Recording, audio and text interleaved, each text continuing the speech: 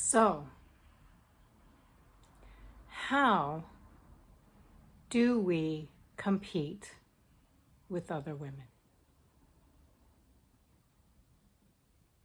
We don't. Don't you just love my clickbait? Oh my God.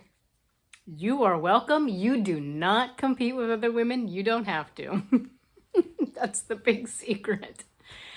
And I am going to tell you how to stop this madness of competing with other women, other people, others in general.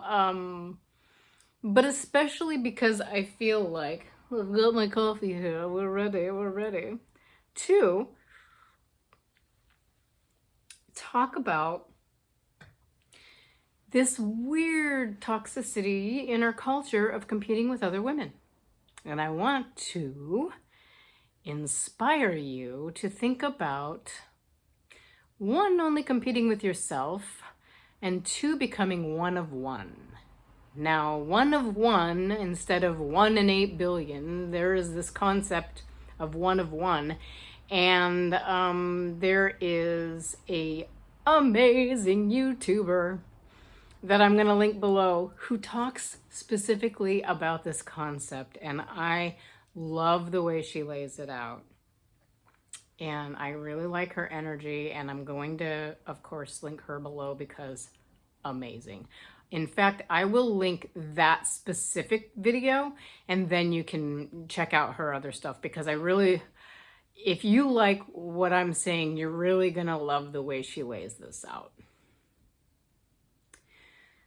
But what I want to say is being creative, knowing yourself, realizing that you are an it girl coming from the 1920s era of like Clara Bow was the it girl.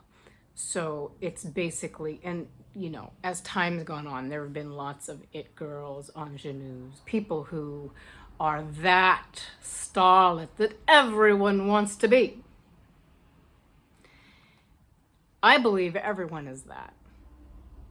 I think everyone is that. Everyone has that potential to be their greatest self, to be the most attractive version of themselves, to be the most actualized version of themselves, or to be, we've talked before about that our value is inherent. I think some people just don't realize their value. So what I want to talk about here is kind of when I've had a lot of help along the way trying to figure this out and to get into a good place of confidence and self-esteem. And even when I was being coached or counseled or told and heard a million nuggets of information that were great, it has to click for you. It's what the Buddhists would call fingers pointing at the moon. It's like you can know it, you can, but once you embody it and really feel it, and there's that switch that goes off, then you're there, right? For me, when I really, truly realized that there was no competition and that everyone has their own thing and that we really don't need to compete with other women because if we're creators of our own worth and see our own beauty and what we have to offer, and that whatever they have has nothing to do with what we have. Because there's that analogy of no matter if you're the best, the absolute best tasting pineapple in the world, if someone likes oranges or peaches or something else, they're just not interested in pineapple, okay? So that's how, what does that have to do with you? Not a damn thing. And so many women, especially women, I find are so worried about someone taking their man. Well, if you're worried about that, then you've already lost anyway. Because no one can take your man. It's not possible. People go where they want to go. So you can't worry about it. You just have to be in a place where you know that if that person does that, that you're going to be out, and of that situation, you have to make a commitment to yourself and that you are going to have other options, and that you can fall in love again, and that you can move on with life whether there's another person there or not. So I think that's another important concept, and maybe we can talk more in depth about that at another time. But I want to go back to when I realized in my life that there is no competition. So I was at a fabulous, fabulous death metal show in East Los Angeles, where all of the fabulous death metal shows were going on at the time, in the tiny, tiny clubs with the loudest sound and the hot, cramped area. But man, you were with that band. Beautiful. Okay? That was a scenario. And there were a few bands playing, and I went into the bathroom to fix my lip gloss or something like I feel like doing now. It's drive me nuts. But so I was in the bathroom, and these two girls came in. Oh gosh, it's so cute. Oh, they were probably 21, 22 years old. Beautiful girls. Absolutely adorable. Just adorable. And, kind of brought me back to thinking about, when I was that age. And I was like, God, just so... And, they probably have I don't think I appreciated how cute I probably was at that age. And I was appreciating that about them. And just thinking, to tell you the truth, I think I was in my early 40s at the time. And I was like, man, I felt more confident then than I did at their age. But I was just kind of like, and I think that's where that whole, things are really lost on youth. Because you just, as you get older, you realize how the beauty is lost on youth or whatever. Because you're not aware of all the things you have and what you have ahead of you at that age. And that's just the way it is. It's part of life. It's kind of a beautiful, beautiful thing there. But in any case, I had noticed these girls, and I went back out, and the person I was with said, noticed them too, talking to somebody in one of the bands that she had interest in. And, the people so if you're in a band, first of all, you're talking to everybody most of the time. You're in a setting where you need to kind of like disperse your attention. It's hard also because you're in the space of performance, and you are trying to do all these things like with your equipment and getting things set up at the venue. There's just like it's a job essentially, even if it's something you enjoy or it's a side thing or whatever. But if you're in a band, you're doing all this business stuff on top of trying to be with your fans. And the person I was with was just like, oh, those girls are gonna get him. They're so much younger and cuter or whatever. And I was just like, they're not competition. They just are. I said, he was just talking to you, at length. Yeah, maybe he's going to be interested in them, but he's also just talking to them. And here's the thing, again, going back to that, You can't steal a man, you can't steal a woman, you can't steal a person. Because if somebody wants to go to somebody else, they will. Like, there has to be 2 or more willing participants. If we're talking about a monogamous couple, we're talking about 2 people who are choosing each other. If we're talking about a polyamorous situation, we're talking about several others who are choosing each other and have decided upon something. So you can't really, I think you see my point. So I don't know if the person I was with got what I was saying or not, but that's when I truly got it. And when I feel that, if I feel jealousy, which I am not above at all, I have times where I do, where there's somebody I'm really interested in and I see, in fact, not all that long ago, I had a situation where I was very, very interested in somebody, and I saw that another friend was interested in them too, and I saw that this person was interested in them, and I was like, oh, okay.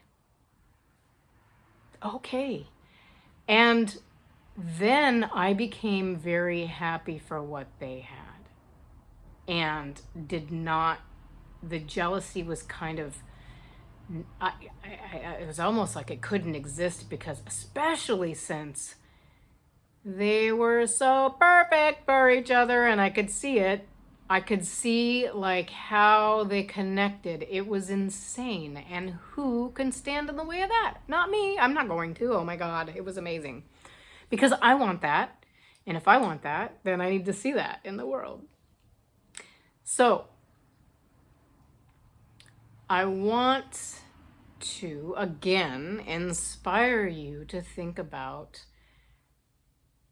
how to be only in competition with yourself and only create with yourself. And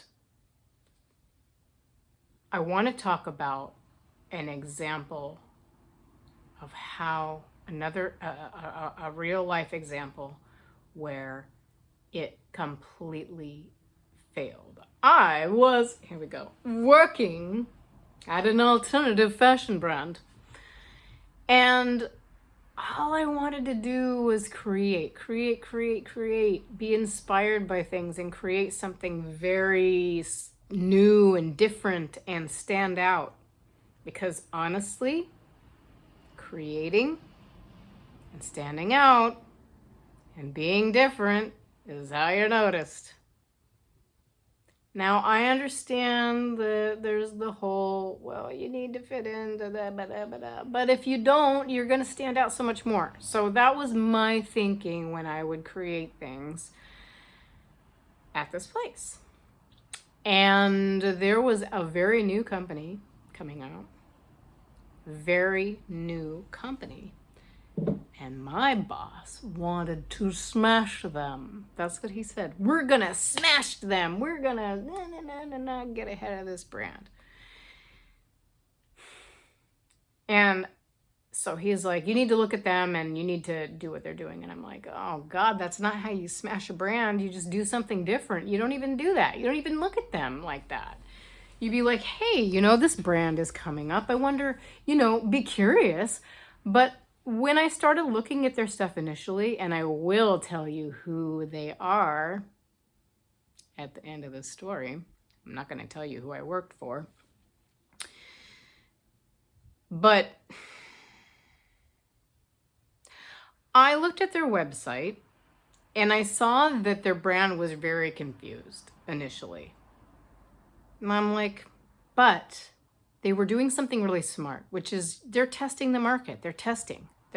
This is what you do when you start. You test. You see what works and what doesn't, right? And then you start becoming cohesive when you start testing things. Now, I think you can come straight out of the gates well curated as well, but in this case, they were testing things, He was having us chase after what they were doing and do what they were doing. And I was sitting there going, oh, no, no, no. Because, like, we've been around for a while. What we need to do is start setting ourselves apart. I mean, that was my thinking. And the other designers were on the same page. And I think anytime you get into the mindset of smashing another brand, you've lost. You've lost. Because guess what? There's no competition. There's only creation. And you need to create. And you need to create without being hateful and weird. That's my opinion. So this brand within a year was huge. It's Killstar. They're huge. Their branding is so good. Their ad campaigns, their marketing, all of it, it's top notch. It wasn't in the beginning. They were testing things out. They learned fast. They just moved so far ahead of us so fast. And it's because, probably, mostly, because they were creating. And yeah, there is, I understand that there is competition in business and stuff like that, but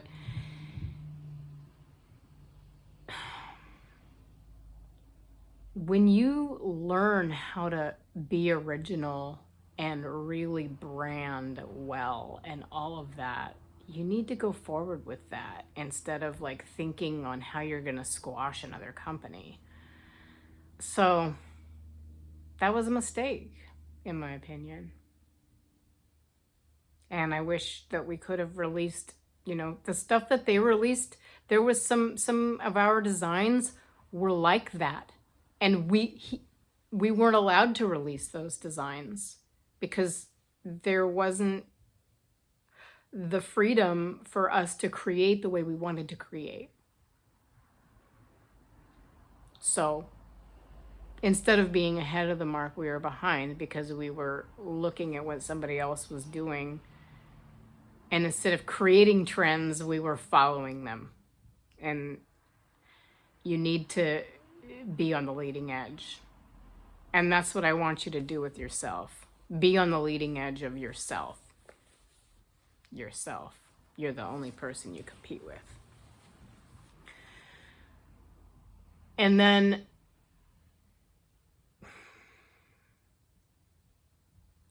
in reference to creating and curating your life, there are, things you can do, think about, that make you who you are. And I would invite you to really lean into those things, and not, be something that someone else wants you to be. Lean in. Of course, I always think there's room for improvement in terms of how you are in the world, there's so much to be learned. But I think what I'm saying is like, lean into those things that really interest you and cultivate that. And get into that one of one energy. You're the only one. And that's pretty darn awesome, don't you think? I hope that the points in this video are helpful in making you realize how very rare and special you are. And that you can really do a lot with that and be a lot with that. And cultivate a real sense of security and confidence in yourself. And I'm not talking, and not arrogance, but a humble, quiet confidence because you know who you are, and you know that what you have to offer is unique to this world.